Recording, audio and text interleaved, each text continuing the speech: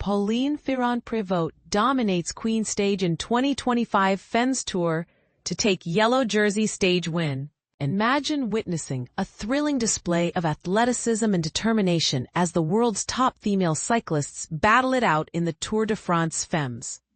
The Queen Stage of the 2025 Tour de France Femmes was nothing short of breathtaking, with Team Visma Lease-A-Bike's Pauline Ferrand-Prevot delivering a dominating performance that left the competition in awe.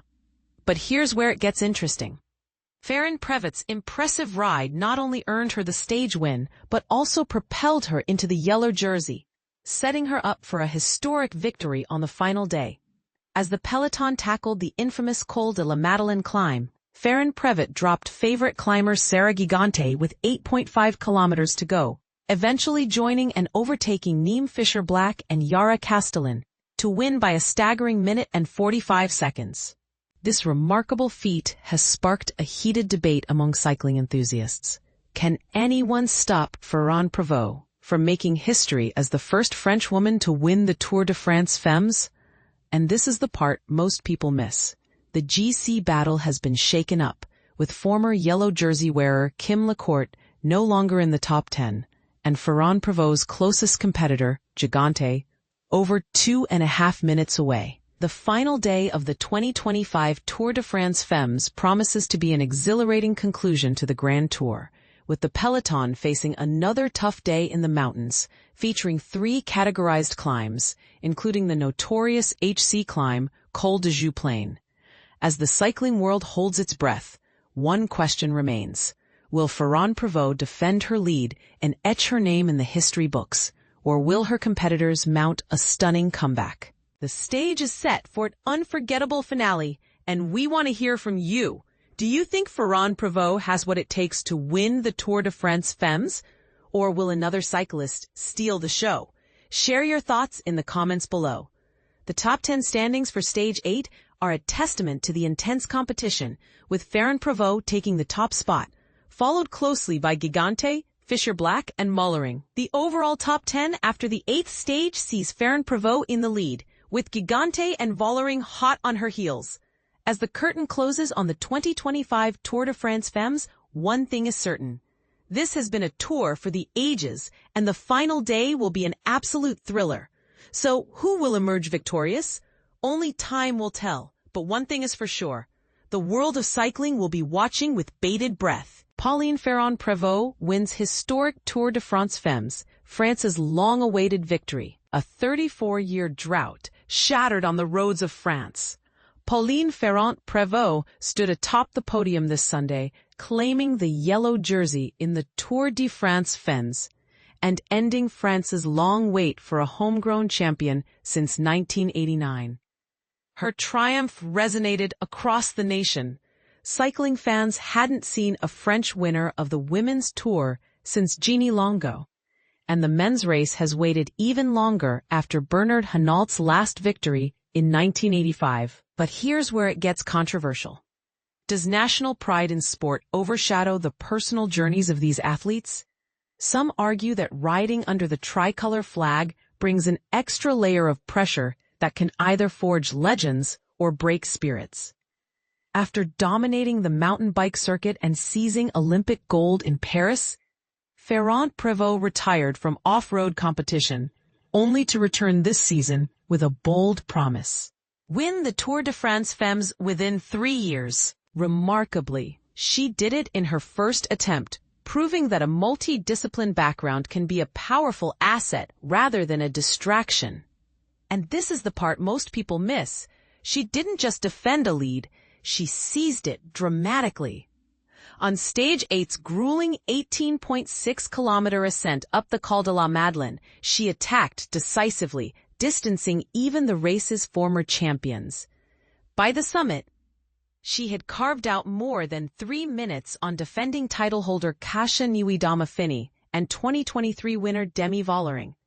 Ferrand-Prévot's final margin was emphatic. 3 minutes, 42 seconds ahead of Vollering in second place, and 4 minutes, 9 seconds clear of Nieuwiedama-Finney in third. Such gaps are almost unheard of at this level and underscore how completely she controlled the race. Even then, the climax wasn't straightforward. On the last day's valley roads, she momentarily slipped behind her competitors, prompting her team to reel the chasers back in and protect her slim advantage. Then, with just 6 kilometers to go, she launched a solo move that carried her across the finish line alone, flashing a grin that said it all. Still, questions linger. Was her victory destined because of a weaker field, or did tactical missteps by her rivals hand her the win? And does this result highlight gaps in how women's cycling is coached and covered by the media? Now it's your turn. Do you believe Ferrand-Prévot's rapid rise will inspire a new generation of French talent? Or is her win simply a one-off moment in a sport that needs deeper systemic change? Share your thoughts. Are we witnessing the start of a golden era or a footnote in cycling history? Pauline Ferrand-Prevot makes history, wins Tour de France Femmes. Pauline Ferrand-Prevot has just etched her name into cycling history, and not in the quietest of ways. On Sunday, August 3rd, the 33-year-old French cyclist became the first rider from her country to win the modern-era Women's Tour de France, and she did it in style, by dominating the final stage and sealing her overall victory with a commanding lead. But here's where it gets controversial. Is this the beginning of a new French cycling dynasty, or just a lucky break for a veteran with a legendary career in other disciplines? Ferrand-Prévot's win came during Stage 9 of the race, a grueling 124-kilometer stretch from Praz-sur-Arly to Châtel that featured 3 major mountain climbs. She had already set the tone the day before, winning Stage 8 with a bold solo breakaway on the final climb. That move gave her an overnight lead of 2 minutes and 37 seconds over Australian rider Sarah Gigante, and 3 minutes and 18 seconds over Dutch defending champion Demi Vollering. On Sunday, she didn't wait for the competition to challenge her. Instead, with just 6 kilometers to go, Ferrand-Prévot launched her own decisive attack, leaving her rivals behind as she surged toward the finish. The French crowd roared her on, and her emotional tears of exhaustion and joy after crossing the line told the whole story. She finished more than 3 minutes ahead of Vollering, 3:42. And over 4 minutes ahead of Poland's Kasia Niewiadoma, 4:09, a far cry from last year's nail-biting finale, where Vollering won by a mere 4 seconds in what was the closest finish in the race's history.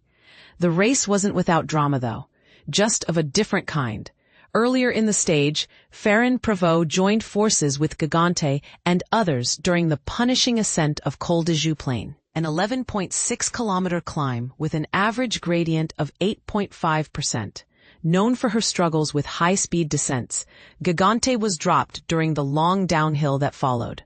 Without teammates to pace her or help her claw back time, she faded to 6th place overall, a heartbreaking fall from podium contention. But let's not forget who we're talking about here. Ferrand-Prévot isn't new to the winner's circle.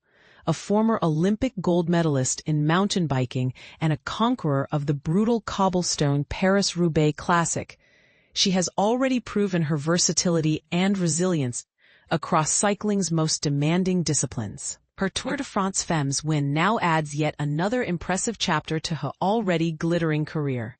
And this is the part most people miss. This wasn't even her main focus at the start of the season. Many experts expected Vollering or Niewiadoma to battle it out for the yellow jersey. So how did Ferrand-Prévot pull off such a convincing win? Was it experience, tactical brilliance, or something the other riders simply failed to account for? Now it's your turn to weigh in. Do you think Ferrand-Prévot's victory signals a resurgence of French dominance in women's cycling? Or is she just a seasoned rider who capitalized on the right moment? And what about Gigante? Was her downfall preventable, or is descending at speed just a weakness that top climbers have to accept? Let us know in the comments. We'd love to hear your take.